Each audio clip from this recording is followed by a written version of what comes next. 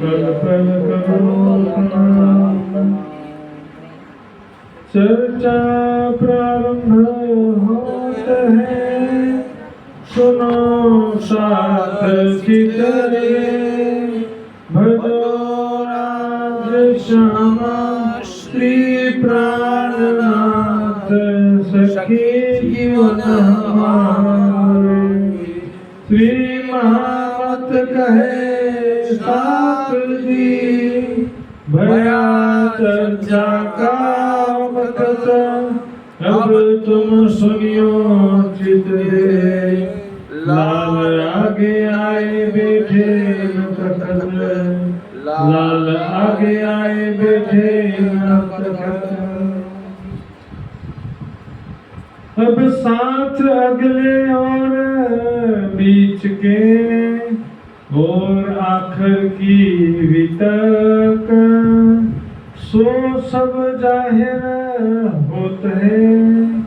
कहावत हुक्म हक, कहावत हुक्म हक।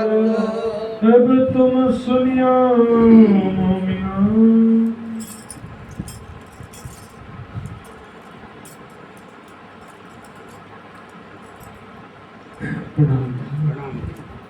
अब तुम सुनियो मोमिनो। प्यारे सुंदर साथ जी, पिछली चुपाई में हमने देखा साथ अगले बीच के और आखिर की वितक। ये सिर्फ प्राणनाथ जी के समय के सुंदर साथ की वितक नहीं है, ये मात्र देवचंद जी और प्राणनाथ जी की वितक भी नहीं है।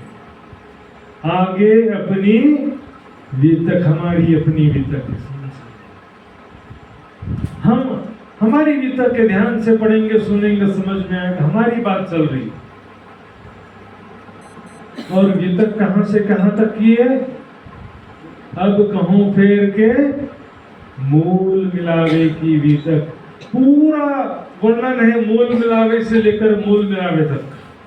वहां कैसे इसका रबद हुआ, किस प्रकार इच्छा हुआ, खेल में आए ब्रजराज जागनी, और परम धाम में वापस कैसे जागृत होंगे, सारा वर्णन है सुंदर से। खेल कैसे समाप्त होगा और परम धाम में कैसे हंसते हंसते उठेंगे। वहां पर भूत भविष्य वर्तमान सब आ गया इसमें।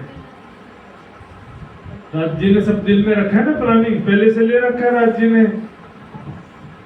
सुंदर राज जी अपनी वितक समझेंगे ना तब कुछ फर्क पड़ेगा। दूसरे की कहानी सुनने में कोई मजा नहीं आता है। हमारा क्या लेना देना बोलेंगे दूसरे की कहानी से, हमारी अपनी बातें सुंदर। आगे अपनी वितक, साथ अगले। अगले मतलब श्री देवचंद जी, और बीच में यानी कि महामती जी, और आखिर यानी छठे दिन की लीला में भी जो सुंदर साथ है हम सब की भी। हम में से ही कोई भैरव सेठ है, हम में से ही कोई जयराम भाई कंसारा है, हमारे बीच में ही कोई लालदास जी है, कोई ललिता सखी है, और कोई फूलबाई है, और कोई महाराजा छत्रसाल जी। इतिहास दोहराता बोलते हैं। और ये तो गीता के सुंदर साथ जी, एक्चुअल वास्तविक घटनाक्रम, वास्तविक वृतांत है, कोई मनोकल्पना नहीं है। क्योंकि जैसे अध्यात्म में क्या होता है कि कुछ दृष्टांत ऐसे बनाए जाते हैं समझाने के लिए, कुछ दृष्टांत जो है केवल समझाने के लिए बताए जाते हैं, लेकिन वास्तविकता में वो घटना हुआ रहता है नहीं। उसको बोलते हैं दंत कथा।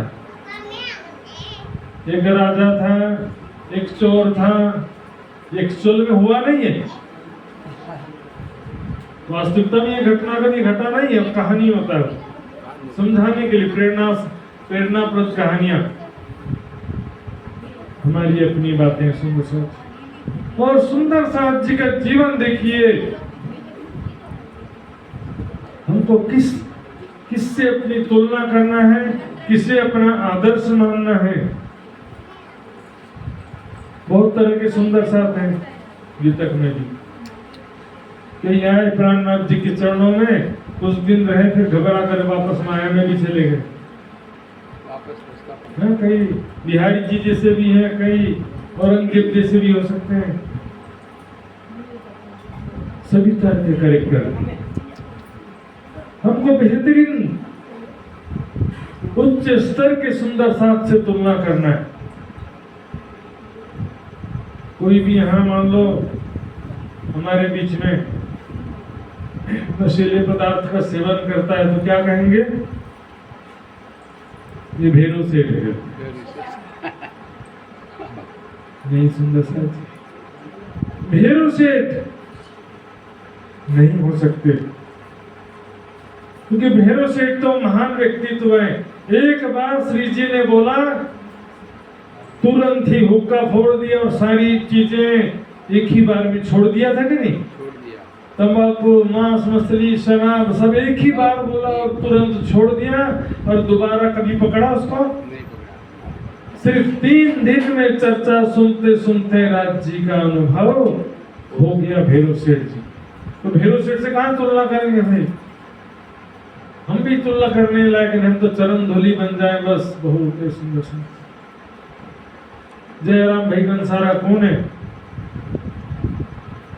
बैठे हुए जो भी राज जी का ज्ञान मिला है जिसको भी, और बुढ़ापे में भी माया नहीं छूट रही।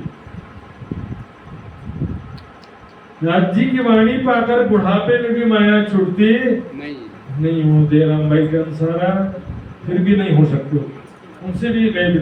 जयराम भाई कंसारा तो जो है वो अपनी भूल माना समझे, फिर प्राणनाथ जी के चरणों में समर्पित हो गए। प्यारे सुंदर साहब जी, 4 आश्रम का नियम है हिंदू धर्म में। मनुष्य जीवन को 4 भागों में बांटा है। लाइफ प्लानिंग, जैसे भी 10,000 पेमेंट मिलता है, पेंशन मिलता है, तो 30 दिन चलाना है उससे, तो 30 दिन का योजना बनाना पड़ेगा ना। 10,000 तो 2,000 यहाँ खर्चा हो जाएगा, 1,000 यहाँ हो जाएगा, तो 2,000 बचा लेंगे। नहीं तो योजना नहीं बनाएंगे तो क्या होगा? वो 10,000 शुरू के 15 दिन में खत्म हो जाएंगे। बाकी 15 दिन में कोई जरूरत पड़ गया तो उधारी दे यार दे दूंगा सिर्फ, ऐसा हालत हो जाएगा। लाइफ प्लानिंग, अब मान लो कि मनुष्य की आयु पहले समय में 100 साल की रहती थी, तो उसके हिसाब से 4 भाग में बांटा। तो ये पहला ब्रह्मचर्य आश्रम, विद्यार्थी जीवन तो लेना ही पड़ेगा, उसके बिना तो कैसे चलेगा काम। मतलब लाइफ में पढ़ाई के लिए भी कुछ समय देना पड़ेगा, तो 1/4 टाइम पढ़ाई के लिए, शिक्षा के लिए दिया, उसको बोलते हैं विद्यार्थी जीवन को ही ब्रह्मचर्य आश्रम बोलते हैं। बड़े बड़े राजा महाराजा के बच्चे भी जंगल में गुरुकुल में जाके पढ़ते थे। आजकल तो एक सारी सुविधा मिल जाती घर में बैठे बैठे, राजा के समान नहीं पढ़ाई होता है। राम भगवान भी वशिष्ठ ऋषि के आश्रम में गए, कृष्ण जी सांदीपनि ऋषि के आश्रम में गए, 5 पांडव द्रोणाचार्य के आश्रम में गए। सभी राजा महाराजा के बच्चे भी गुरुकुल में जाते थे। क्यों? भौतिक सुखों का सेवन और पढ़ाई एक साथ नहीं हो सकता। भौतिक सुखों में भी एनर्जी लॉस होता है। मोबाइल देखेंगे तो वहां भी एनर्जी लॉस होगा, पढ़ाई करेंगे तो भी एनर्जी चाहिए, व्यर्थ बातचीत कर रहे हैं तो भी एनर्जी लॉस हो रहा है, व्यर्थ हंसी मजाक कर रहे हैं तो भी एनर्जी का नुकसान होता है, शक्ति का क्षय होता है शरीर में। तो शक्ति को बचा के रखना है, सही दिशा में प्रयोग करना है पढ़ाई में, और शारीरिक शक्ति बढ़ाना है और मानसिक शक्ति को बढ़ाना है। ये उद्देश्य है विद्यार्थी जीवन ब्रह्मचर्य आश्रम। जब 25 साल के हों बच्चे तो शरीर भी तगड़ा मजबूत हो और दिमाग भी एकदम तेज हो। आज के जैसे नहीं, 25 साल पहुंचते पहुंचते पता नहीं तो ऑपरेशन भी हो चुका है, 4-5 बड़ी बीमारियां लग गई। देख रहे हैं तो सुन रहा था मैं, रील्स वगैरह में आता है ना, लेकिन आंखों से देखने भी लग गया मैं। एक सुंदर साथ की 10 साल की बच्ची, वो चिप्स खरीद करके खाती थी, होता है ना वो पैकेट, तरह तरह के चिप्स, वो बहुत पुराना मॉडल हो गया, ऐसे से पैकेट आते हैं ना पाउच। छोटी आंत इन्फेक्शन हो गया, छोटी आंत में घाव हो गया और उसमें से पस निकलने लगा अंदर ही अंदर। इतना छटपटाने लगी, रात को सांस लेना मुश्किल, उठा कर हॉस्पिटल ले गए उसकी मम्मी। सुंदर साथ के बच्चे की बात कर रहा हूँ। अब भी सावधान नहीं हुए तो फिर अवसर हाथ से निकल जाएगा, न खुद बचेंगे न बच्चे को बचा पाएंगे। मोबाइल और ये चीजें भी अच्छी नहीं है। ठीक है, बच्चे मोबाइल चलाने में एक्सपर्ट हो गए हैं, लेकिन मोबाइल का सदुपयोग करें तब तो ठीक है, और सदुपयोग करें तो भी मोबाइल का रेडिएशन, तेज रोशनी आंखों के लिए और दिमाग के लिए नुकसानदायक तो फिर भी है। तो 25 साल तक के ब्रह्मचारी आश्रम, ठीक है। 2 चीजों से बचाना है बच्चों को, पहला बीमारियों से, दूसरा बुराइयों से। बीमारी से भी बचाना और बुराइयों से भी बचाना है। बीमारी से बचाना तो खान पान अच्छा रखना पड़ेगा, फल सब्जी सलाद सब अच्छी अच्छी चीजें खिलाओ, आप खाओगे तो बच्चे भी खाएंगे। दूसरा, बुराई से बचाना है तो फिर ध्यान दो, YouTube और जो भी देखते हैं उसमें जो क्या देख रहे हैं, क्या चीज है, उसमें ध्यान रखना पड़ेगा। केवल काम का पढ़ाई का चीज देखें, यदि देखना भी है तो बहुत ही सावधानी पूर्वक एंटी ग्लेयर चश्मा रखना पड़ेगा उसके लिए, भले 0 पावर का। इतनी तेज रोशनी आंख के साथ साथ सिर को गर्म कर देते हैं, और सिर गर्म हो जाता है ना तो बच्चे चिड़चिड़े हो जाते हैं, हॉट शुरू हो देंगे, परेशान कर देंगे आपको जिद करने। दिमाग गर्म हो जाता है ना रेडिएशन से और लाइट से, दिमाग गर्म हो जाता, तो दिमाग में गर्म होने की वजह से पेशेंस नहीं रहता है, शांति नहीं रहता, चिड़चिड़ापन गुस्सा बढ़ जाता है बच्चे लोग में। आते दूसरा स्टेप, 4 आश्रम में से भी एक हुआ है। दूसरा आश्रम क्या है? गृहस्थ आश्रम, 25 से 50 साल तक का समय। बोले अब इसमें तो मना मत करो, हम भौतिक सुखों के लिए, एंजॉय करने के लिए, मौज मस्ती करने के लिए गृहस्थ आश्रम में तो मना नहीं कर सकते, है ना। इसमें भी मना है, लेकिन थोड़ी छूट भी है। तेन त्यक्तेन भंजिता, त्याग पूर्वक, संयम पूर्वक भौतिक सुखों का उपभोग करो, लेकिन कम देखो, ज्यादा समझो। ज्यादा नहीं डूबो कि बाहर ही ना निकल पाओ। कम देखो, ज्यादा समझो, दूसरों को देख के समझ जाओ तो और अच्छा है। त्याग पूर्वक तपों में जीवन होना चाहिए, गृहस्थ आश्रम में भी।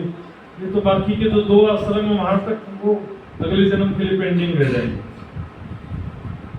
ये 50 साल तक पहुंचने में शरीर स्वस्थ रहना चाहिए कि नहीं रहना चाहिए? कि 50 साल पहुंचते पहुंचते शरीर हमारा बोलेगा अब तो खत्म हो गया है।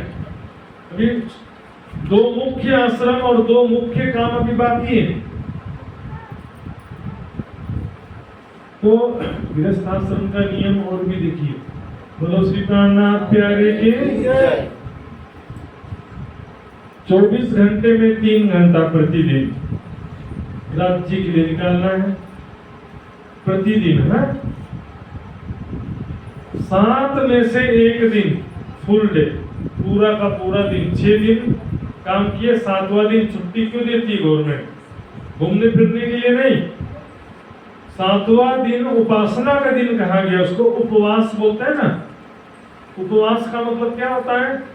पूरा दिन परमात्मा के समीप रहते हुए वास करना, मतलब परमात्मा का ही, राज्य का ही भजन चिंतन ध्यान वाणी मंथन, पूरा दिन राज्य ही राज्य होना चाहिए। 6 दिन में था 3 घंटे वाला नियम, 7वें दिन में 3 घंटे वाला नियम नहीं है। और अब दिन भर राज्य को याद करना है तो फिर खाना तो वैसा खाना पड़ेगा ना, अल्प मात्रा में, आवश्यकता अनुसार सात्विक भोजन खाना है, थोड़ा थोड़ा। ये तो लोगों ने क्या समझ लिया, बोले उपवास रखा हूं, दोपहर को खाना नहीं खाए तो उपवास हो गया उनका, और शाम को डबल खा लेंगे, फिर सुबह का कोटा भी शाम को पूरा कर लेंगे। और गुजरात में तो उपवास कैसे करते हैं, मजा आ जाए। तो सावा का चावल आता है ना, सावा, उसका पीस करके आटा बना देंगे, उसका चिप्स बनाएंगे, पापड़ बनाएंगे, ढोकला बनाएंगे, खीर बनाएंगे, सब बोले सात्विक भोजन कर रहे हैं। ठूस ठूस के सात्विक भोजन तरह तरह के पकवान बना के खा लेते हैं। ऐसा उपवास में कुछ नहीं होने वाला सुंदर साथी। उपवास मतलब क्या देखिए, आप क्या कम मात्रा में और सात्विक भोजन थोड़ा थोड़ा खाएंगे तो क्या होगा, दिन भर राज्य को याद कर सकेंगे, नहीं तो नहीं कर सकेंगे। और तीसरा चीज, 12 महीने में से 1 महीना पूरा का पूरा, रोज 3 घंटा और 1 दिन वाली बात नहीं है, पूरा का पूरा 1 महीना घर छोड़ के आश्रम में जाके रहना। 11 महीने तो घर पे थे ना, 1 महीना घर छोड़ के आश्रम में जाके रहना, 1 महीने के लिए पूरा। गृहस्थ आश्रम कहाँ आपके लिए नहीं, आपका तो 12 आपका तो पूरा 12 महीने वाला है, रिटायर्ड हो गया इसलिए। हाँ, तो गृहस्थ आश्रम का 1 महीना आश्रम में जाके रहेंगे। वहाँ पर भक्ति, साधना, स्वाध्याय, सत्संग, थोड़ा सा तप करो, साधना करो, भक्ति करेंगे ना। 1 महीना आश्रम में रहेंगे, केवल राज्य होना चाहिए बस आश्रम में, माया का काम बोझ लेके नहीं जाने। आजकल तो क्या हो जाता है, आश्रम में जाएंगे तो भी अच्छे से रहने की व्यवस्था हो, खाने पीने की भी अच्छे से व्यवस्था होना चाहिए। आश्रमों में भोजन ऐसा बनता है जैसे कोई शादी पार्टी चल रहा, तेल, मिर्ची, मसाला। ये धार्मिक प्रोग्राम का एक मर्यादा क्या होता है, धार्मिक प्रोग्राम में भोजन कैसा होना चाहिए, धार्मिक भोजन होना कैसा होता है। दूसरे धर्मों में देखो कैसा सात्विक भोजन देता है, धार्मिक कार्यक्रमों में सात्विक भोजन होना चाहिए। धार्मिक कार्यक्रम में जिभ्या का साधन नहीं हो, शरीर स्वस्थ हो, ऐसा हो, शरीर में सात्विकता भी है। तो उसके बाद फिर इधर चर्चा चल रही है और इधर मोबाइल भी चल रहा, दोनों काम साथ साथ। आश्रम में 1 महीना जाके रहेंगे तो हमारा हृदय एकदम निर्मल हो जाना चाहिए। सुंदर साथ जी, वापस घर जाने की इच्छा नहीं होती है। जीवन का असली उद्देश्य तो पूरा कैसे होगा। हमने सोच रखा है कि हमने तो बस तारतम ले लिया, थोड़ा बहुत चर्चा सुन लेते हैं, थोड़ी वाणी पढ़ लेते हैं, और कभी कभी 7 दिन का शिविर होता तो 1-2 दिन उसमें चले जाते हैं। बोलो श्री तो हमारा तो कल्याण हो गया बस। धाम धारक का टिकट कंफर्म हो गया। गलत फहमी है, गलत फैमिली, बुरे लोगों की फैमिली, कर कबीला पार कर, ये फैमिली की बात नहीं कर रहा हूं मैं। अच्छे जो सेवा समर्पण में, वाणी में, चितवनी में जो अग्रणी सुंदर साथ हैं, उनका ग्रुप ज्वाइन करो, जो आपको अच्छा प्रेरणा दे, जिससे आपको अच्छा मार्गदर्शन मिले। 4 लोग बोले घर में बैठे हम तो खा रहे पी रहे, कौन परेशान हो मंदिर में, देख करके बोले हम भी क्यों जाएं। उल्टे लोगों से उल्टा प्रेरणा मिलेगा। सूरत से 500 सुंदर साथ निकल पड़े और पन्ना जी पहुंचते तक 5000 हो गए। कोई भविष्य की चिंता नहीं, क्या खाएंगे, परिवार का क्या होगा, बच्चों का क्या होगा, कुछ पैसा प्रॉपर्टी हमारा, आराम से घर में बैठे खाओ पियो और राज्य की भक्ति करो। ये सिद्धांत अभी बना लिया सब। खाओ पियो और राज्य ने थोड़ी लिखा है कि भूखा रहो, लिखा भी हो तो छुपाई तो दिखाई देने वाली भी नहीं। एक छुपाई जरूर दिखाई देती है, दुख ना दीजिए देह को। ये छुपाई बस ऊपरी अर्थ भी लिया, इसका भी अर्थ ऐसा नहीं है कि मौज मस्ती करो, भौतिक सुखों में डूबे रहो, ऐसा नहीं कह रहे इसमें। संयमित जीवन, अनावश्यक कष्ट शरीर को नहीं देना है, लेकिन ये भी तो कहा खाने को पेट माफक, मन माफक नहीं, पेट माफक। पेट तो भर जाता है, दुखा सुखा जैसा भी खाओगे पेट तो भर जाएगा, लेकिन मन कभी भरता नहीं भरता।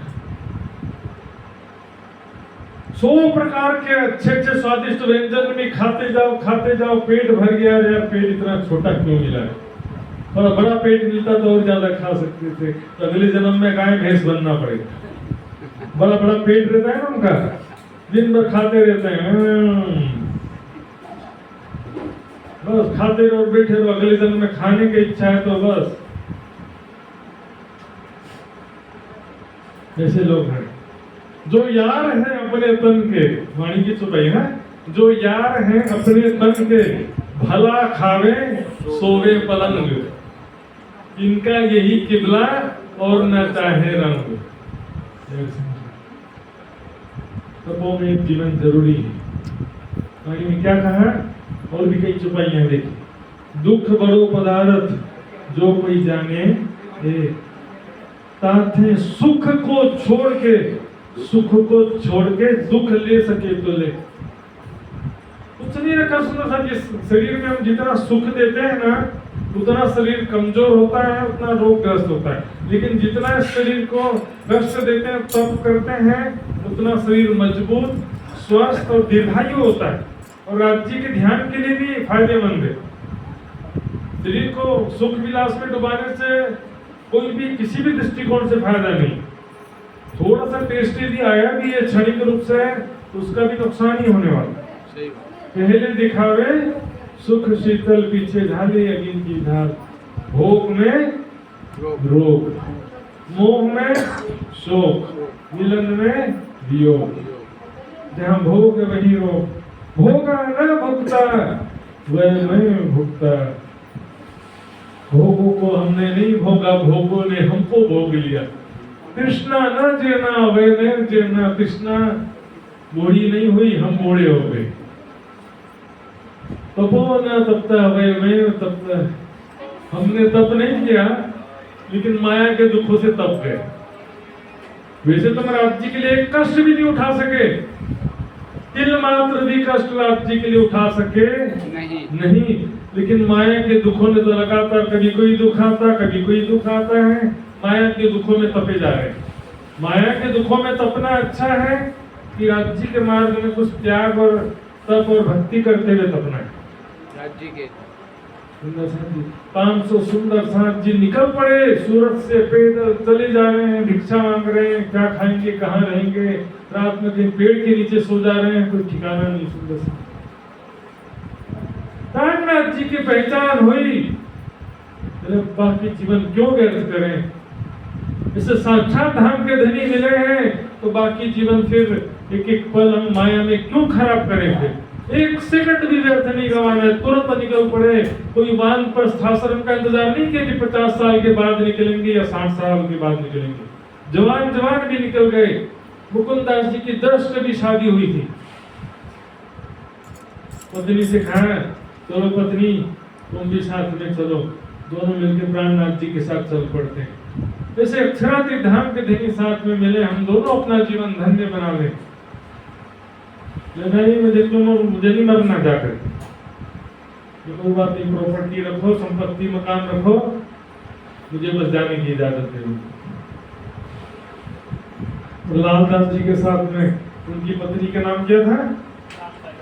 लालबाई। उनकी बेटी का नाम क्या था? श्यामबाई। बेटी भी निकल गई, सब साथ में निकल गए। सुंदर साथी रामनगर के प्रसंग में आता है, उस समय में उनकी बेटी श्यामबाई का ध्यान गमन भी हो गया था, बेटी की बीमारी। सुंदर साथी, ये शरीर और शरीर के संबंध और शरीर की संपत्ति प्रॉपर्टी वैसे भी छूटना है कि नहीं, एक दिन छूटना निश्चित है कि नहीं? तो उसका सबका सदुपयोग करें, सबको आत्मिक दृष्टि से देखें। परिवार में माता पिता है, उनको भी सुंदर साथ समझें, पति पत्नी भी एक दूसरे को सुंदर साथ समझें, बच्चे को भी आत्मिक दृष्टि से देखें। शारीरिक दृष्टि से मोह होता है, आत्मिक दृष्टि से हम उचित काम करते हैं। इसके लिए इसका भी आत्म कल्याण हो, चाहते कि नहीं चाहते? सबका आत्म कल्याण होना चाहिए कि नहीं होना चाहिए? तो कैसे होगा? 10 लाख रुपए देने से कल्याण हो जाएगा? राज्य की भक्ति सबसे इंपॉर्टेंट है। बच्चे के अंदर राज्य की भक्ति उत्पन्न कर सके तो बस निश्चिंत होकर दुनिया से जा सकते हैं कि अब मेरा बच्चा राज्य की भक्ति करता है तो सुखी रहेगा हमेशा। 50 साल के पश्चात वानप्रस्थ आश्रम, या तो 50 साल, या तो दूसरा कंडीशन है पुत्र का भी जब पुत्र हो जाए, भी नहीं हुआ है ना, थोड़ा समय है। पुत्र का भी जब पुत्र हो जाए तो घर छोड़ के निकल जाता है। अब घर में नहीं रहना, दोनों ही निकल सकते हैं, पति पत्नी दोनों ही निकल सकते हैं। तो पुत्र का भी पुत्र हो गया, पुत्र का परिवार सेटल होगा, उसको थोड़ी पालना नहीं है, तुम्हारी जिम्मेदारी नहीं है। पुत्र के पुत्र को भी पाल के बड़ा करोगे तुम, उनको भी पालना है। तो माता पिता क्या करेंगे? बुढ़ापे में बस वही दूध लाना, बाजार से सब्जी खरीद के लाना, बच्चे को स्कूल, पोते को स्कूल छोड़ने जाना, ये करना है बुढ़ापे में। पुत्र का जब पुत्र हो जाए घर छोड़ के क्यों आना है, कि बताया आश्रम में क्यों आ जाना है। 50 साल या 60 साल तक जो दुनिया में रहे, हम गृहस्थ आश्रम में रहे, अनेकों यादें हमारे दिल में संस्कार के रूप में संचित हो गई। कुछ अच्छे लोग मिले, कुछ बुरे लोग मिले, कभी सुख मिला था, कभी दुख मिला था, कभी किसी ने अपमान किया था, कभी किसी ने सम्मान किया था, कोई मिले थे, कोई बिछड़ गए थे। लाखों मेमोरी कार्ड फुल हो चुका है हमारा हृदय का मेमोरी कार्ड। जरा मोबाइल में भी मेमोरी कार्ड रहता है ना, धीरे धीरे वो भी फुल हो जाता है, फिर फॉर्मेट करना पड़ता है। इस मेमोरी कार्ड को भी फॉर्मेट करना पड़ेगा। चित्त में जो संस्कार है, माया के संस्कार, उसको जला देना पूरा। घर में रहते हुए पॉसिबल नहीं है, क्योंकि घर में रहते हुए नए संस्कार बनते ही रहेंगे। बहुत दिक्कत होता है। घर छोड़ के जब आश्रम आओगे ना, दिल नहीं मानेगा आपका, दिल नहीं लगेगा, एकदम बेचैन हो जाएगा, बोर हो गए, टाइम पास नहीं कर पाओगे शुरुआत। शिविर बिताने की बात अलग है। शिविर में तो सुबह से शाम तक प्रोग्राम होते रहता है, दिल लगा रहता है। शिविर के बाद एक दिन एक्स्ट्रा रुकना पड़ेगा तो बड़ा मुश्किल पड़ जाए। क्या करो, 3 ही काम करना रहता है, या तो सेवा करो, या वाणी पढ़ो, या चित्रनी करो, चौथा कोई काम है ही नहीं। आश्रम में देखिए ये 3 काम से पूरा समय दिन व्यतीत करना है।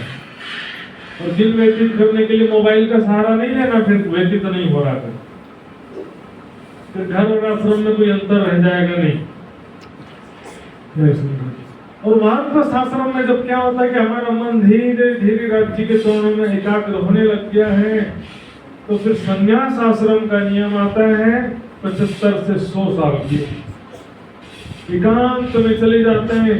बड़े बड़े ऋषि मुनि योगी हो गए, उनका शरीर कहाँ छूटा, कहाँ पर उनकी समाधि बनाए, बताओ मुझे। शरीर कहाँ छूटा यही नहीं पता चला। सबका एक मंदिर और आश्रम और एक समाधि बने कोई जरूरी है? शरीर छूटने के बाद शरीर का क्या होता है, क्या फर्क पड़ता है? विवेक चूड़ामणि में लिखा है, जिस प्रकार वृक्ष से सूखे पत्ते झड़ करके नीचे, चाहे कीचड़ में गिरे, चाहे गंगा में गिरे, चाहे पत्थर में गिरे, सूखे पत्ते झड़ के गिर रहे ना, उससे क्या फर्क पड़ता है? कहीं भी गिरे। उसी प्रकार जीवन मुक्त योगी का शरीर छूटने के बाद कहीं भी गिर जाए, और उससे शरीर कहीं भी किसी भी अवस्था में क्या हो, जानवर खा ले, कि क्या फर्क पड़ता है? क्योंकि शरीर छूटने का नाम मुक्ति नहीं है। हृदय की अज्ञानमय ग्रंथियों का छूटने का नाम मुक्ति है।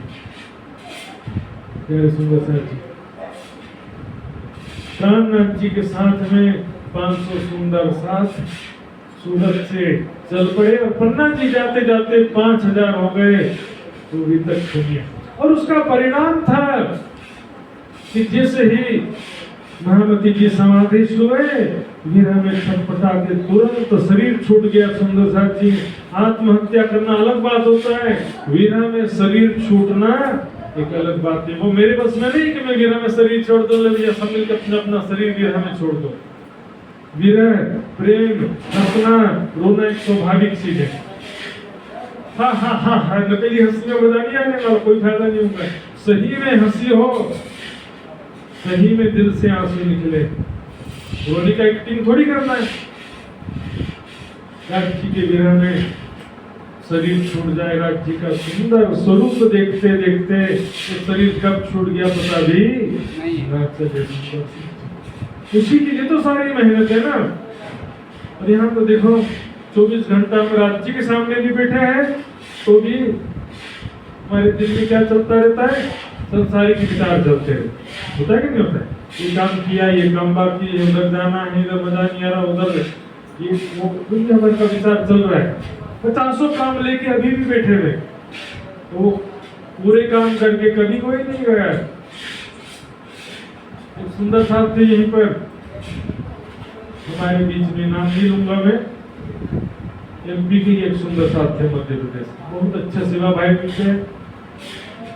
योगेश भाई तुलना तो नहीं करूंगा, लेकिन इनके जैसे ही किसी तो प्रचार प्रसार जागरण कार्य में हमारे जैसे ही घर में रहते हुए प्रयास करते रहते थे।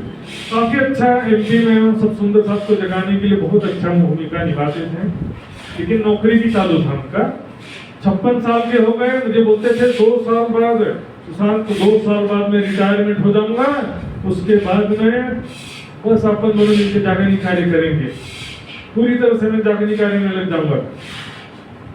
बराबर सुबह में 3 घंटा बैठे रहते थे राज जी के सामने, सेवा पूजा किए, फिर वहीं पे चितौली में बैठ गए, फिर आंख खुली तो वाणी पढ़ने बैठ गए, 3 घंटा बैठे रहते थे घर में।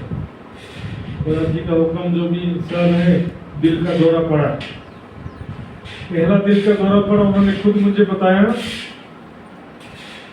मुझे दिल का दौरा पड़ा। उसके बाद मिले थे, बच गए। मैंने राज जी से बोला था कि राज जी महाराज एक मौका दो मुझे, दिल में जब दर्द हुआ ना, राज जी को बोला एक मौका दो राज जी का, राज जी ने दे दिया, बच गए, ठीक है ना। 15 दिन बीता, लगे रहे, 2 बेटा 1 बेटी, ये जमीन उसके नाम कर दूं, एक मकान उसके नाम कर दूं, उसके बाद शांति से मैं राज जी का ध्यान करूंगा। 15 दिन बीता, सेकंड अटैक, उसमें भी बच गए राज जी की मेहर से। हॉस्पिटल में ही थे, दूसरे अटैक में भी बच गए। 15 दिन और बीता, अब तीसरे में कोई बच पाता है? लगे रहे, बच्चा 2 बच्चा 1 बेटी, वो भी मेरे नाम से कर दे, वो बोल रहा है कि मेरे नाम से करो पप्पा, उसके नाम से तो 2 जमीन कर दिया, मेरे नाम से तो 1 करो। लगे हुए सारे लोग चूस लिए। सुपुत्र माता पिता की सदगति कर देता है, और कुपुत्र माता पिता की भी दुर्गति करवा देता है। सुंदर साहब बस सोचने लगे, हम तो सोचते हैं कि माता पिता सोचते हैं कि बच्चा सुखी रहे, अच्छे से व्यवस्था कर दो, लेकिन कल्याण जो है कोई किसी का जबरदस्ती नहीं कर सकता। जब तक मेरे मन में जिज्ञासा ना हो, कोई मेरा कल्याण कैसे कर देगा जबरदस्ती? मेरे अंदर वैराग्य होना चाहिए, गिरा होना चाहिए, राज्य में रुचि होना चाहिए, वाणी पढ़ने में सुनने में आनंद आना चाहिए, राज्य के ध्यान में हमको अच्छा लगना चाहिए। तो नहीं लगता है तो क्या करेंगे? जबरदस्ती डंडा मार के थोड़ी राज्य के प्रति भक्ति पैदा कर देंगे। नहीं, जिसके दिल में राज्य का प्रेम है अच्छी बात, नहीं है तो खास तौर पे ऐसे लोग जिनके अंदर राज्य का न वैराग्य गिरा है, न राज्य की वाणी में रुचि है, न राज्य के भक्ति ध्यान में रुचि है, ऐसे लोगों से दिल मत लगाओ कम से कम, क्योंकि उनके साथ हम भी फंस जाएंगे। वैराग्य ऐसी रस्सी है सुंदर साथी, हमारे नाव को आगे बढ़ने नहीं देती। यदि नाव किनारे रस्सी से बंधा हुआ है और कितना भी जोर लगा ले, नाव आगे बढ़ेगा? आगे बढ़ने वाला नहीं, क्योंकि रस्सी बंधा हुआ है किनारे से। उसी प्रकार कितना भी वाणी पढ़ो, चर्चा सुनो, 10 तरह का काम करो, लेकिन वैराग्य नहीं है। संसार के सुख अच्छे लगते हैं, संसारिक आशा तो कृष्ण इच्छा कामना अभी भी बनी हुई है, तो सुंदर साथ जी फिर अभी आगे बढ़ नहीं सकते। अटकाओ न राखो रंचक, जो चलो संग हम, जरा सा भी अटकाओ मत रखना। अंतिम समय में जरा सा भी अटकाओ, कितना बड़ा नुकसान हो जाता है। एक बुढ़ा आदमी था, मरने के नजदीक पहुंच गया, बिस्तर में लेटा हुआ था, देख रहा था, बोल भी नहीं पा रहा था, मरणासन अवस्था में पहुंच गया था। तभी दिखता है कि दरवाजे से गाय घुस गई और झाड़ू खा रही है। घर के दरवाजे से कभी कभी जानवर डाल कैसे देखते रहते हैं ना, तो झाड़ू सामने था तो गाय झाड़ू खाने लगी, और वो बोल तो सकता नहीं था, ऐसे करने लगा। तो उनके बच्चे लोग सोचे, उनके लड़के लोग, लगता है पिताजी मरने से पहले कुछ खास बात बताना चाहते हैं, शायद कहीं धन संपत्ति या सोना वोना छिपा के रखा हुआ वो बताना चाहते हैं। लड़के लोग बोले, डॉक्टर को बोलते हैं, डॉक्टर साहब कैसे भी करके एक बार बोलने की शक्ति दे दो। बहुत कम मर जाए तो कोई बात नहीं, एक बार मात्र बोलने के लिए इनको शक्ति दे दो। मैंने 10,000 का इंजेक्शन लगाना पड़े, कोई बात नहीं, लगवा देते। एक बार तो बोलना चाहिए, उसके बाद मर जाए तो कोई दिक्कत नहीं। इंजेक्शन लगाए, पावरफुल, बोलने की शक्ति भी आ गई। क्या बोला? मूर्खो, कितने मेहनत से मैंने पैसा कमाया है, गाय झाड़ू खा रही तुमको दिखाई नहीं देता है? बोलो श्री प्राणनाथ प्यारे की जय। बढ़ते से भी झाड़ू का चिंता है, बता। साहब जी ऐसा मत समझो कि हमारे तो टिकट मिल गया, रिजर्वेशन कंफर्म हो गया, ऐसा गलत है नहीं है। सिर्फ तारतम लेना तो मतलब केवल एडमिशन फॉर्म भरा है, बस समझो। किताब एग्जाम ये सिलेबस एग्जाम है, जीवन में हमारा ईमान का परीक्षा है। ज्ञान, विश्वास, सेवा, समर्पण, प्रेम, ये कसौटी है। कितना हम रात जी के प्रेम में डूबते हैं, उसके बाद परम धाम का सर्टिफिकेट मिलेगा। ग्रीन कार्ड बाद में मिलता है। परमानेंट परम धाम का जाने का अभी कोई निश्चित नहीं है। सुंदर साथ जी, कोई सुंदर साथ बोलते हैं ना कि महाराज जी हम इतने साल से सुंदर साथ हैं, तो हम परम धाम जाएंगे कि नहीं जाएंगे? तो उसमें संख्या वाली बात भी आ जाती है। तो 12,000 इनकी ज्यादा है, अनंत है तो बोले अच्छी बात, अब तो हमारा नंबर लग जाएगा। अनंत संख्या तो हमारा नंबर लग जाएगा जाने में। और 12,000 बोल दिए तो बोले तो हमारा नंबर लगने वाला है, हमारा फिर जाने का। नौकरी को वैकेंसी निकला है, जो है वहां पर उनके मूलतन है, जो मूलतन है जिनके, उनको तो फिर कोई निकाल नहीं सकता और कोई आने से रोक सकता नहीं है। डर लगा हुआ है, क्यों? मुझे अपने निज स्वरूप का अनुभव नहीं हुआ है। वाणी पढ़ते पढ़ते भी निज स्वरूप का अनुभव हो जाता है। हे रसना श्यामा जी की तिलावत रस रब का। 8वें प्रहर में पूरा वर्णन आया सुंदर साथ जी की वाणी से हमारी सुरता किस प्रकार मूल मिलावे परम धाम में पहुंच जाती है। वाणी इतनी पावरफुल है सुंदर साथ जी, यदि हमारे हृदय में मेरा वैराग्य हो, जीवन में सेवा समर्पण है, सुंदर सा जीवाणी पढ़ते पढ़ते हमारी सुरता परम धाम पहुंच जाती है। श्री कुलजम स्वरूप ग्रंथ को जो करही एक पाठ, अहिमिस युगल स्वरूप सो खेले सातो।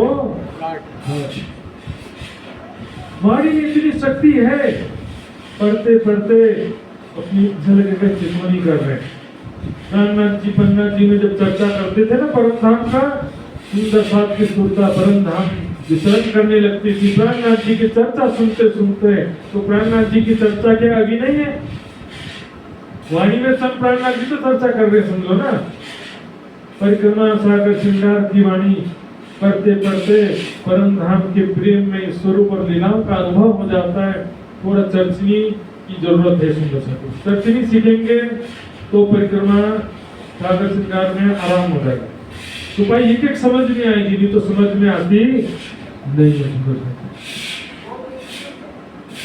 फ्री में कुछ नहीं मिलता है, हजारों प्रोग्राम में खाने की व्यवस्था है, सब है।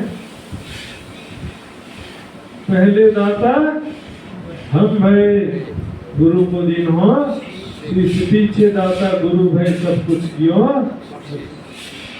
कुर्बानी में छत्रसाल जी का नाम होगा। ऐसा नहीं कि छत्रसाल जी बहुत शुरू से ही बहुत धनवान थे, करोड़पति थे, बहुत खजाना उनका भरा हुआ था, ऐसा कुछ भी नहीं है।